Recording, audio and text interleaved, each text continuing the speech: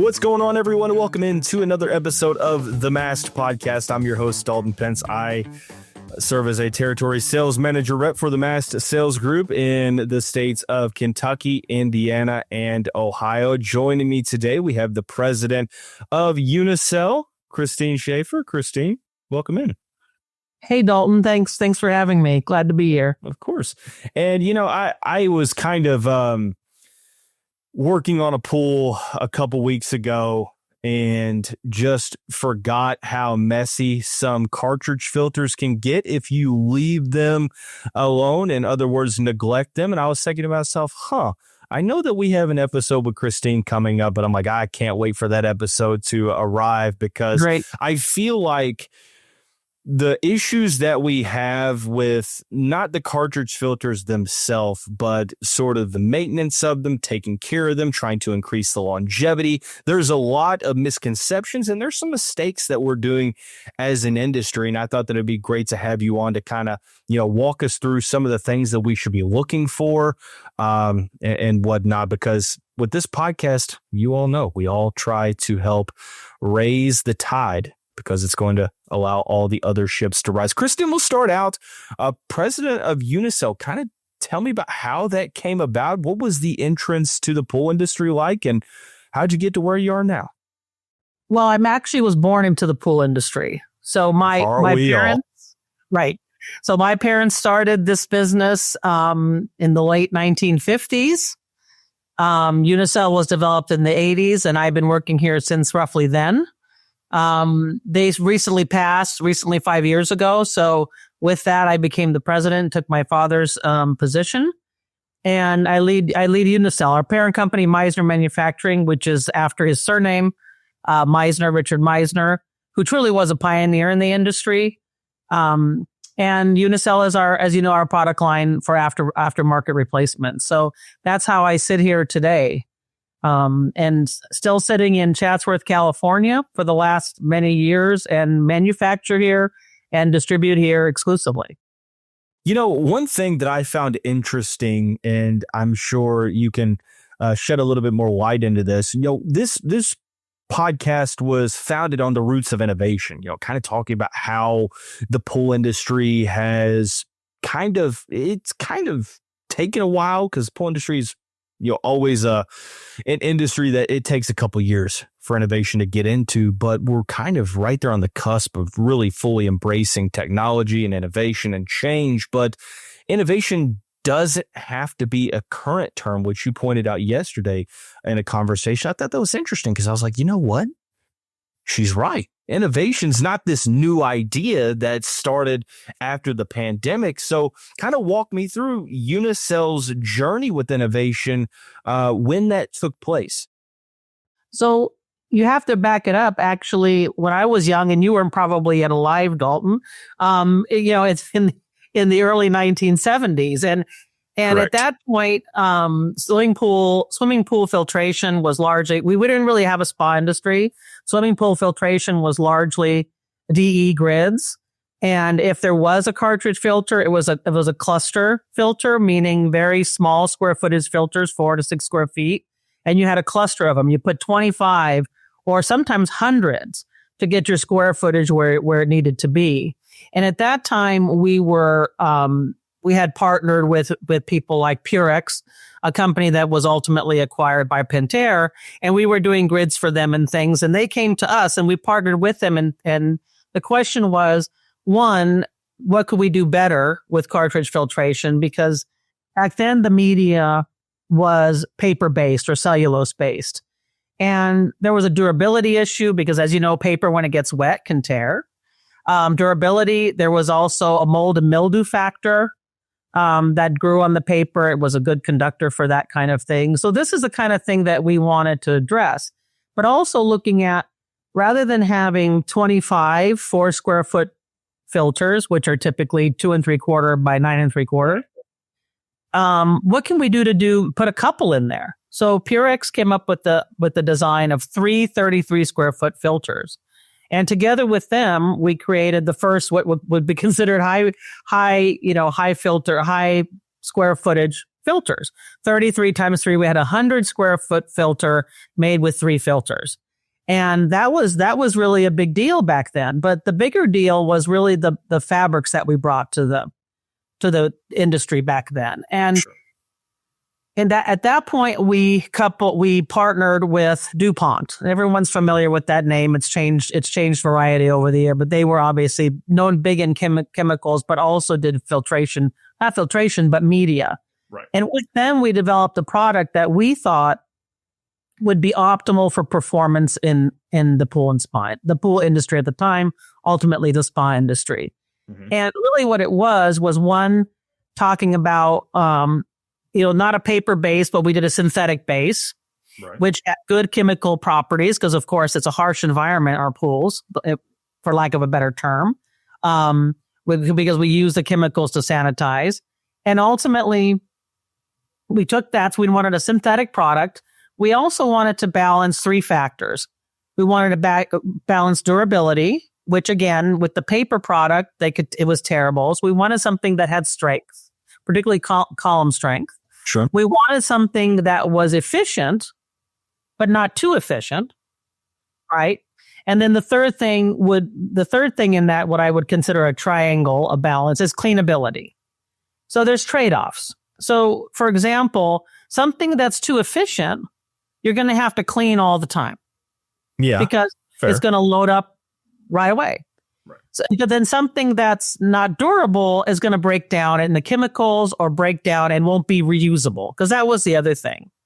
So back then, in the early 1970s, what was ultimately branded as Rime filtration fabric, and it was a DuPont product, which today is manufactured by a company called Magnera. But the specifications of that material have stayed true to what it was initially developed. There has been really no innovation in it, so to speak. But it has 50, now 60, almost 70 years, 50 years of a track record of being in the field and working well, performing as it should in all the different environments. So, I mean, this fabric has seen every situation, so to speak, right, over these years, as we have been there to see it too. Sure. So, that's really where we fit in, as where my parents fit in as kind of some of the founding fathers and grandmothers of our grandfathers and grandmothers of our industry. And the legacy that I have today is just carrying on that same high quality focus of a good product for our swimming pools.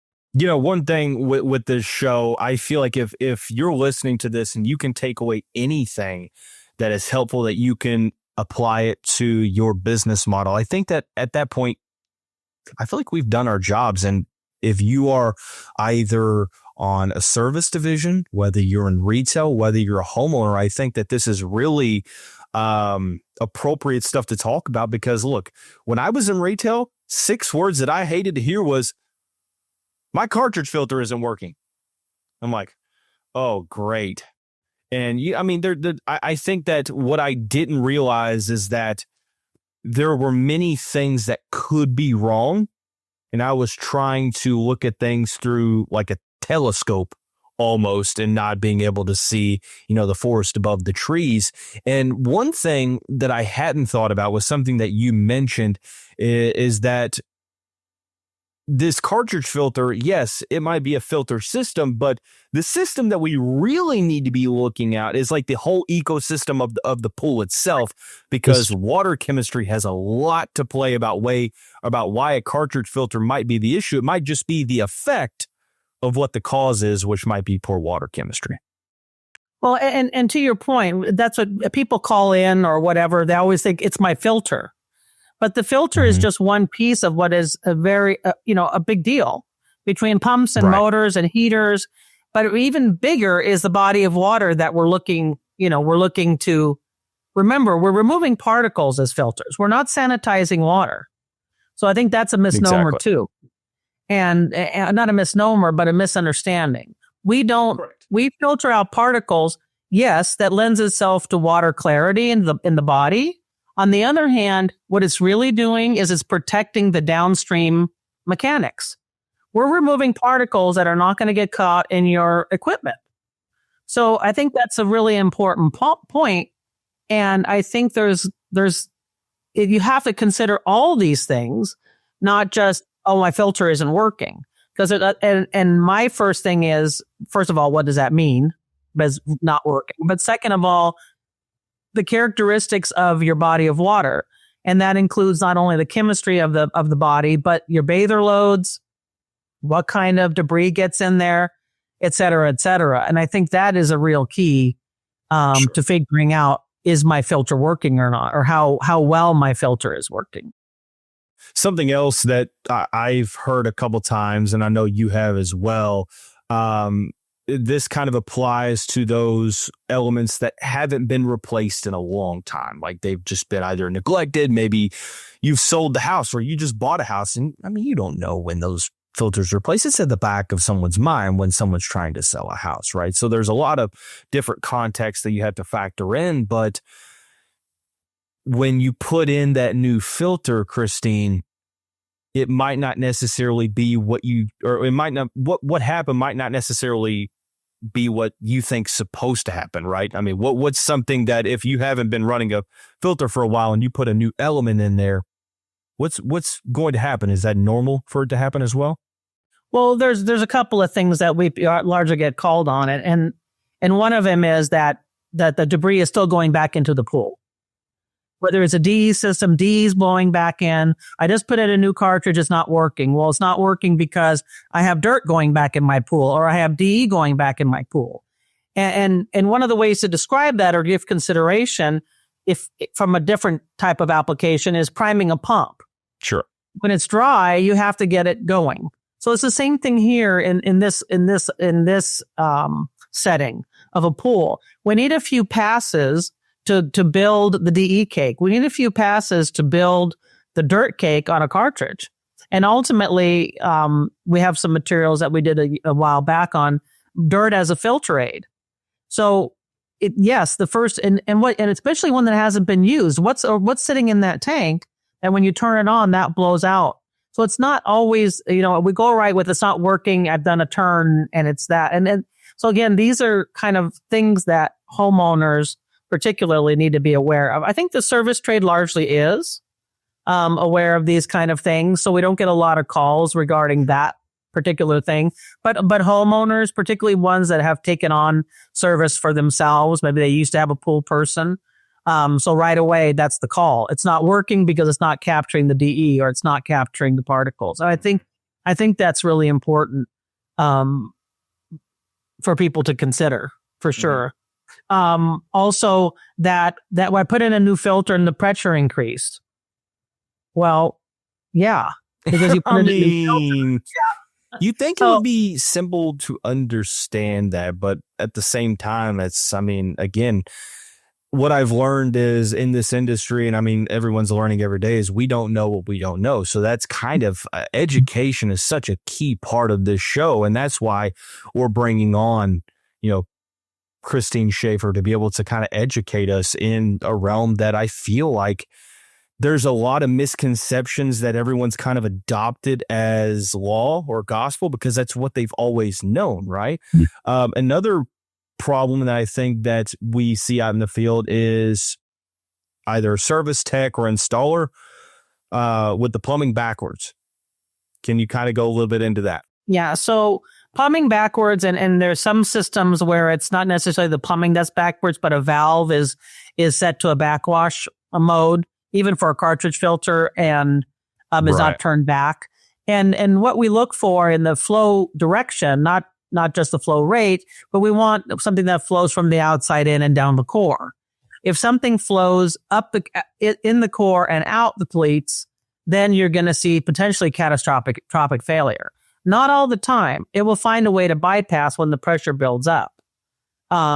So that's one of the other things, because that's not a common call we get, but a call that we get, and the person with the pool, there is no way it's plumbed backwards. There is no way the valves are not set right or wrong, and it's a cartridge failure. And really, I pretty much warranty anything except that, because the fact is, if you put a new cartridge in and you don't change the plumbing or fix the valve, it will blow up again.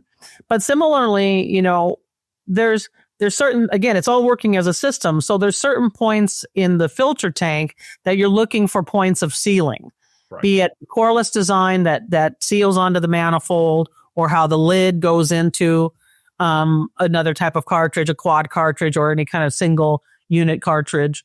And it has to seal. Sure. So sometimes, and that's one of the calls we get on the coreless design, it's hard to get on. I can't get it on. Well, it needs to seal. So the way to get it on, it's not supposed to be loose. It's not supposed to be loose. Well, at my old one, I just dropped it on. Well, your old one was not sealing and your system was bypassing. I mean, that's the reality. Sure. So the fit of cartridges is really, really important. And there are some on the market that don't fit well. To the consumer, that they drop on is easy. Of course, our remedy for that tight is either one, you use lube, which you're using for gaskets and other things, or you just leave it in the sun, not very long, and it'll become pliable enough to put on. But there needs to be some tension in the installation, or you can't just drop it on. And that's really, really important. It's not a defect in the product. It's that it works right and works well and doesn't bypass in the particular tank design. So that's really important too. I've got to ask, because I feel like we see them on the shelves in a lot of retail places. I've used them before, and I hear differentiating opinions and perspectives, but with where you sit and with your credibility on this topic, what are your thoughts on, is a specific solution needed to clean an element? I think there are cleaners on the market that probably work. We don't promote a particular cleaner that we endorse or don't endorse. We have not tested them or did any trials with them. We basically say, again, because for the most part, we're pulling out particles. You know, I call it the twigs and berries, right? Sure. And so just to spray it off, and it's usually enough. If that is not enough, then we basically suggest using dishwasher detergent and mix that in with some water solution and let it soak. And that seems to get off what you need to do, because sometimes just spraying off doesn't get off some of the heavy bather oils, suntan lotions, if it's, again, heavy bather load. But by and large, spraying it clean is going to get off most of the dirt from the trees and other pieces of environment, maybe not bather load. But and I haven't heard of it in quite some time, and maybe because they've moved away from it on the DE grid end. But the old school, or the way to clean off DE was acid washing grids. Right. And that's something that definitely doesn't translate well into the cartridge environment, because acid washing the cartridge will ultimately fuse the body oils and other things to the fabric and fuse it shut, so we don't have flow through those parts. So that's something we definitely don't recommend. But some people and again, I haven't heard it in a while, but they've translated what they would do for grids into the cartridge mode. That's one we don't translate. But really, by and large, spraying it off should do the trick. Yeah, I like that. I like that answer. I think that regular old water is the strongest force on the earth, and we are reminded time and time again. Christine, I saved this for a reason, and I didn't tell you about it because, I've got to keep it genuine. It's not a tough question, but it's an open-ended question. It's the mailbag question of the episode, and I'm going to make the question to this. What do you think needs to be done? It can be one thing or a couple things, or things to keep in mind and things to not do. What needs to happen or not happen to maximize the lifespan and efficiency of a cartridge filter element? I think that... Are there some things we should be doing, should not be doing? for a given, I think it varies literally by the installation because there are so many variables involved. And like we talked about, the characteristics of the water body and the things that go in it, the environment around your pool, the debris that goes in it, the municipal water that you use to fill your pool, the chemistry there. I would say the number one thing is going to be water chemistry, if that's right, whatever that means. I'm not an expert. That's going to improve, I think, the longevity of your cartridge. Also, that you clean it as often as it needs to be cleaned. We recommend based on differential pressure when you put it in. Don't over clean it. Don't scrub it to death. Rinse it off. But it's hard to say. Ultimately, people ask, well, what's your timeline on a cartridge? I don't think it's a week or two. But anyone who says my last one worked for 10 years, I would argue it probably hasn't been. Do you get the sense that, part of the answer could be don't be negligent? Like, I feel like that has a portion of it because, if you're taking care, and of course you can't control everything, but if you're taking care of your water chemistry, you're regularly, cleaning out your filters, you're making sure that, you have your T's crossed and I's dotted. Like, I feel like it's not the whole story, but as long as you commit to actively and efficiently servicing your pool, I think it all kind of goes hand in hand. And I think the key term you use is regularly. Obviously my pool person comes once a week and they make sure the surface is skimmed. They get the things out. They make sure my system is working. When they need to clean the filter, they do. And I think that consistency in doing what you're doing, but also recognizing, although you don't think, water chemistry does change. So I think really diligence to water chemistry and understanding that because it was in balance yesterday, it may not be in balance next week. I think that's really, really important. Same thing, which I mentioned earlier with the cartridges. We're removing debris, whether it's from the pool or keeping it from the equipment. We're not sanitizing. For example, someone to say, I have algae, your filter is not working. No, you have a chemistry issue that's causing algae. You have to kill the algae and then my filter will trap it, certainly. Right. So I think it's the diligence, it's the routine and really understanding, the characteristics of the filter you bought. Is it of a certain, there's some filters on the market that'll clean up the pool a lot faster because they're more efficient.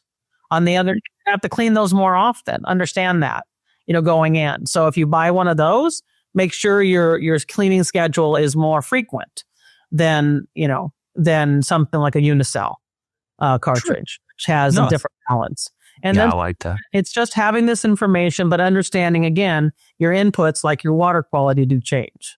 No, I understand that. Christine, as we kind of wrap things up, one more question. Of all the things that we've touched on, and all the things that we've discussed, if there's one thing, no matter how minute, how small of a detail it could be a large picture discussion, it could be like one small thing. Like, what would you highlight as saying, you know what, all this stuff is great, but I really want to make sure that if you're taking things away from this, this is what you need to think about? I think that it's from a 10,000 foot level, which if you will indulge me there, it's really getting educated with all the different elements in your system, in your pool filter, spa filter, and how they work together, and understanding that, and not jumping to any quick decision on what's not working. Sure. And what does that even mean? And I think that if people step back and not just focus on these individual pieces, but consider the system, and just take a breath and think about it, that's what I would encourage. And it's really education. And like you said, podcasts like yours, that's your goal. And it's beautiful in our industry. People that take the time to make this education, and even educating the counter people, the service people, and ultimately the homeowner, because I think they're the biggest. Most of our servicemen get this. It's the homeowner, particularly the new homeowner that's just now starting to do their own filters, that there's really, I think, this gap in education and knowledge about the system. And I'm not discouraging people to not do their own systems. Although I would promote that you get a serviceman. Right. Because I get that. There's a lot of complexity to it. But I understand why people don't. And if they can just, again, education, and understanding. Yeah.